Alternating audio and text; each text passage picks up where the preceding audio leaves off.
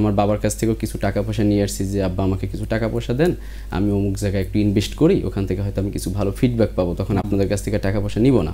তো আসলে ultimately sir যা হয়েছে যে আমার টাকাটা দিয়ে অন্য মানুষের উপকার হয়েছে, কিন্তু আমার কোনো উপকার হয় নাই।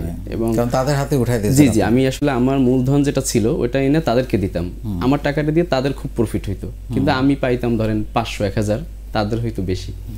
তো এইভাবে অনেক জায়গায় মোটামুটি ধরা খাইছি, মানে এইটার পরে ওইটা, মানে আমার চেষ্টা খুব অব্যাহত ছিল। মানে ধরা খাওয়ার পরে বা টাকাটা লস হওয়ার পরে সাধারণ ওই সময় 20,000 টাকা 30,000 টাকা নিয়ে আসতাম বাড়ি থেকে। তো 2-3 মাস চিন্তা করতাম মাহারে ধরা খেয়ে গেলাম, যে তাহলে কি করা যায়, আবার একটু অফ থেকে আবার দৌড়ানো শুরু করতাম। কিন্তু আমার কিন্তু পড়াশোনা রানিং ছিল, আমি তখন ওখানে আমার আর একটা সমস্যা হয়, আমি এই উদ্যোক্তা বা কিছু করার একটা প্যাশন থেকে আমি সাউথ ইস্টে ফার্মাসিতে ভর্তি হয়েছিলাম, ওইটা আমি আর কন্টিনিউ করতে পারিনি, কারণ আমি টিউশন ফির টাকাটাও এক জায়গায় ইনভেস্ট করছিলাম। তো টিউশন ফির টাকাটা ইনভেস্ট করার পরে তখন দেখলাম যে সাউথ ইস্টে তখন আমার মনে আছে যে 40,000 টাকা আমার টিউশন ফি আছে।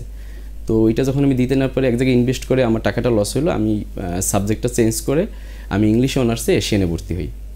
তো এশিয়ানে ভর্তি চিন্তা করলাম ওখানে কম লাগবে টাকা, ওখানে মান্থ টিউশন ফি হচ্ছে আমার 10,000 টাকা। তো আমার 40,000 টাকা লাগলো না, যেহেতু আমার গ্র্যাজুয়েশনটা করা দরকার, আর আমি ছিলাম খুবই ভালো ছাত্র।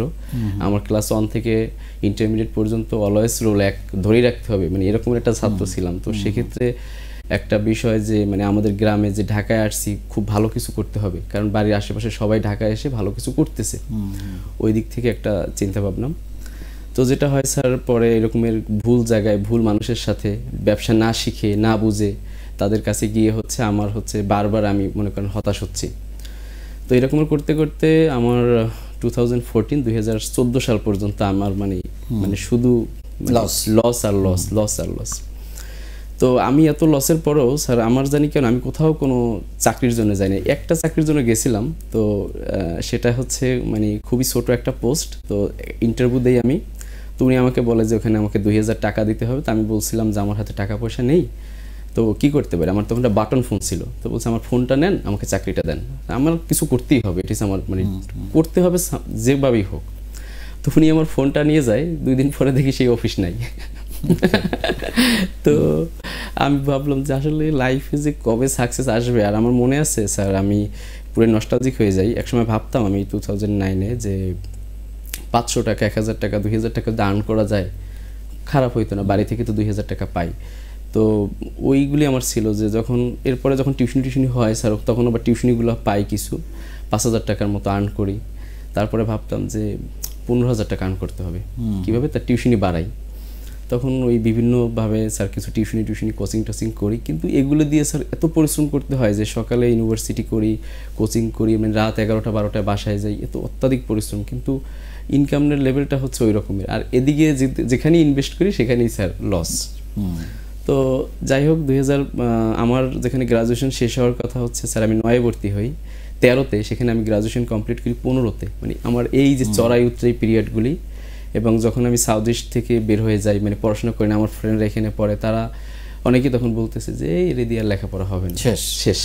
তো আমি স্যার হচ্ছে আমি কি সেটা তো আমি জানি যে আমার কথা হচ্ছে যে আমি পড়াশোনা ভাই করব, এটা আমি এখন করি 2 দিন পরে করি, আমি গ্রাজুয়েশন কমপ্লিট করব, মাস্টার্স কমপ্লিট করব, তারপরে যদি কিছু থাকে তাও করব। কিন্তু হয়তো আমি এখন তোমাদের সাথে গতানুগতিক ট্রেডিশনাল ওয়েতে হাঁটতে পারতেছি না, কারণ মানে আমি আমার ফ্যামিলিও আমাকে প্রেশার দেয় না যে তুমি কিছু করো, আমি নিজে থেকে কিছু করতে হবে আমার।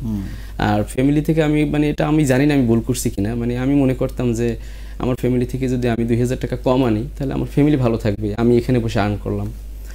তো যেটা হয় স্যার, আমি 15তে এসে মানে 5.5 বছরে হচ্ছে আমি গ্রাজুয়েশন কমপ্লিট করি, এবং পুরো লস প্রজেক্টের উপরে, মানে আমার কোনো হচ্ছে যে কোনো জায়গা থেকেই কোনো একটা ইনকামের কোনো পথ তৈরি হইতেছে না। কিন্তু আমি হতাশ না, আমি মানে ভেঙে পড়ি আবার উঠে দাঁড়াই। এর মধ্যে একটা লাভ হয়েছে, আমি নাম বলবো না স্যার, আমি কিছু মানে কি বলে মানে যে সব জায়গায় ইনভেস্ট করি ওখান থেকে মানে ট্রেনিং করি, না আমার শেখার খুব আগ্রহ স্যার, কারণ আমি শিখতে খুব পছন্দ করি।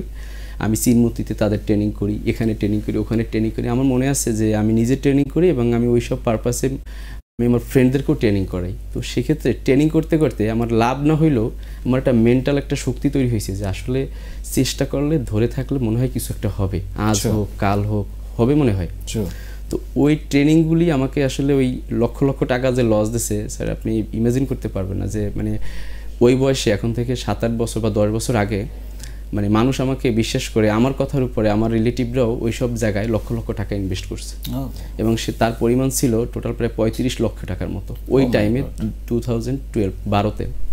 তো আমার ফ্যামিলি ব্যাকগ্রাউন্ড আলহামদুলিল্লাহ ভালো ছিল বিধায় ওনারা আমাকে বিশ্বাস করতো খুব সহজে যে এই ছেলেটা এখানে আছে মনে হয় ভালো।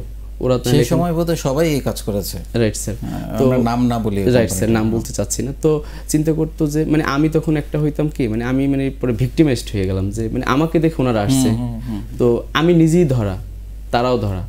তো পরে দেখলাম যে আসলে এগুলোর কোনো মানে আলটিমেট রেজাল্ট সব জিরো, ফিউচার নাই। ফিউচার নাই।